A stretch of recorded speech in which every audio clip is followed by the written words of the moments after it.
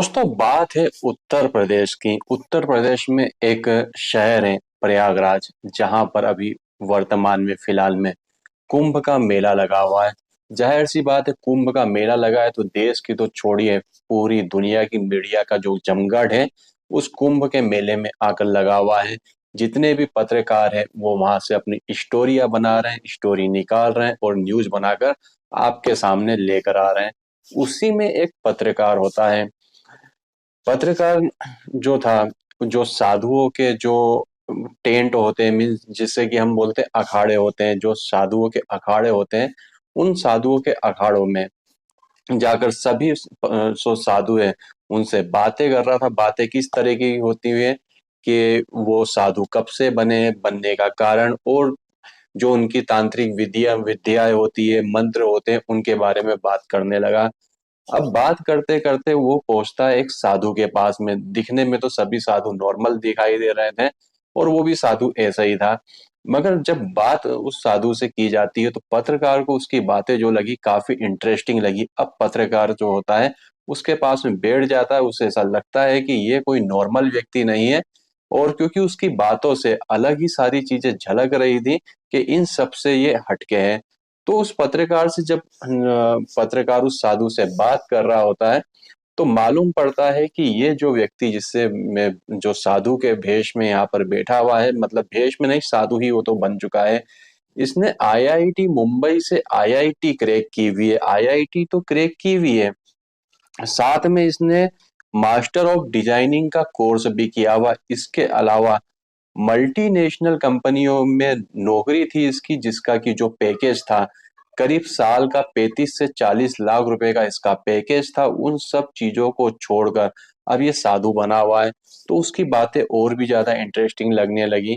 तो वो पत्रकार उससे और भी चीजें पूछने लगा कि आखिर ये जो है इतनी अच्छी मल्टीनेशनल कंपनी, जहाँ के लोग सपने देखते हैं, माता पिता सपने देखते हैं कि हमारे बच्चे की नौकरी अगर इस कंपनी में लग जाए और इतना पैकेज हो तो इसकी लाइफ जिंदगी बन जाएगी। जो लोगों का सपना होता है उन सपनों को उसने हकीकत करा अपने लाइफ में, और उस हकीकत को छोड़कर वो एक ऐसी दुनिया में आ गया जिसका कि सपना कोई भी माता पिता नहीं चाहते हैं कि अपना हमारा जो बच्चा हो वो साधु बन जाए या इधर उधर घूमता रहे।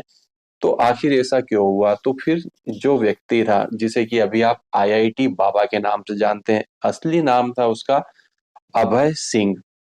वो अपनी पूरी स्टोरी बताता है। बोले, जब मैं छोटा था उस समय मेरे घर का जो माहौल था ठीक नहीं था। ठीक इन द सेंस कैसा था कि जो माता पिता है उसके आए दिन उनके झगड़े होते रहते थे। अब उनके झगड़े होने के कारण वो तो झगड़ लेते हैं, मगर वो उसने मेरे दिमाग पर काफी ज्यादा गहरा असर छोड़ा। मगर मैंने जो अपनी पढ़ाई थी उसे कभी भी ब्रेक नहीं लिया। मैं दिन भर तो सोता था और रात में मैं पढ़ाई करता था, और इसी तरीके से मैंने आईआईटी क्रैक की। आईआईटी क्रैक करना लोगों का सपना होता है, और कितने ही लोग तो कहीं अटेम्प्ट देते हैं तो भी आईआईटी क्रैक तो बहुत दूर की बात है, आईआईटी का जो कॉलेज होता है वहां पर भी एडमिशन नहीं ले पाते हैं। तो उसने फिर आईआईटी क्रैक की। आईआईटी क्रैक करने के बाद में फिर मेरी नौकरी लगी। वहां पर मुझे एक लड़की मिलती है। उस लड़की की भी हालत बिल्कुल वैसी ही थी जैसी मेरी माँ की हालत थी।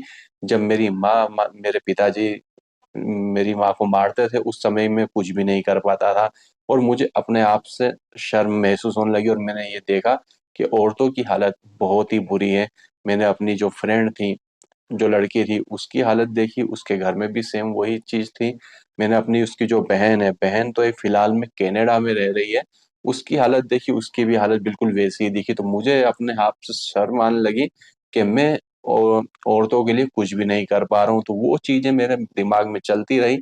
फिर मैंने क्या था कि जिस कंपनी में नौकरी करता था उसके बीच में आ गया कोविड का समय आ गया। कोविड में मैं सभी लोग अपने घर पे जा चुके थे, मैं भी अपने घर पर आ गया था। उसके बाद में फिर मैंने उस नौकरी को कभी भी ज्वाइन नहीं किया और दिमाग में अब खाली दिमाग था, तो वो चीजें मेरे दिमाग में घर कर गई।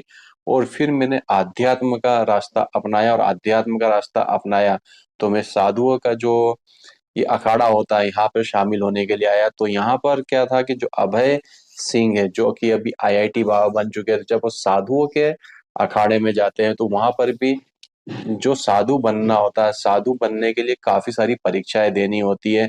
तो वहां पर उनकी उसने सिद्धियां ली और सिद्धि लेने के बाद में वो साधु बन गया। अब इसकी पूरी स्टोरी ऐसे सामने आती है कि कुंभ के मेले में अगर वो पत्रकार इसका इंटरव्यू नहीं लेता, और इंटरव्यू इतना ज्यादा उसका वायरल हुआ कि रातों रात वो आदमी जो एक साधु है, वो एक सेलिब्रिटी तो नहीं कह सकते, सेलिब्रिटी से कम भी नहीं बना, तो रातों रात ये सेलिब्रिटी बन गया। तो इस कहानी को सुनाने का मेरा मकसद सिर्फ इतना था कि हमारे घर का जो माहौल है वो हम ऐसा रखें कि उसका जो असर है हमारे बच्चों के दिमाग पे ना पड़े। नहीं तो जब बच्चों के हम तो पति पत्नी होते झगड़ के एक हो जाते हैं, मगर बच्चों के दिमाग पर उसका बहुत ही ज्यादा गहरा प्रभाव पड़ता है। तो दोस्तों अभी के हमारे इस वीडियो में बस इतना ही था। वीडियो अगर आपको पसंद आया तो लाइक करके चैनल को सब्सक्राइब किए बिना मत जाइएगा। Thanks for watching.